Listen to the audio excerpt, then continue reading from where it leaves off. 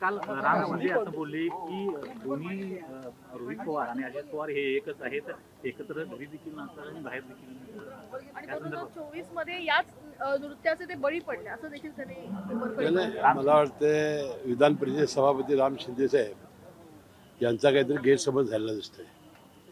आपल्याला माहिती आहे की 2022 2 जुलैला आपले नेते अजितदादा पवारांच्या नेतृत्वाखाली राष्ट्रवादी काँग्रेस पक्षाची विभागणी झाली आणि आम्ही अजितदादांच्या नेतृत्वाखाली महायुतीला पाठिंबा दिला आणि सत्तेमध्ये गेलो.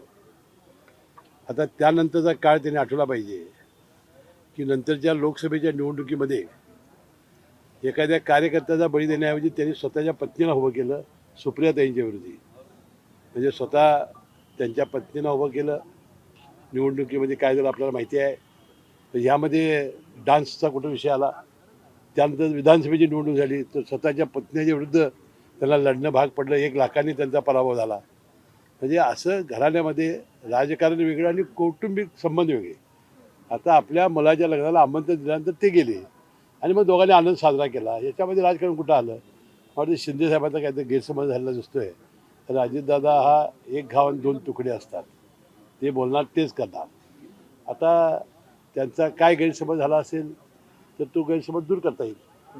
मीडिया जमीन प्रकरणामध्ये अजून ठोस कारवाई झालेली नाही.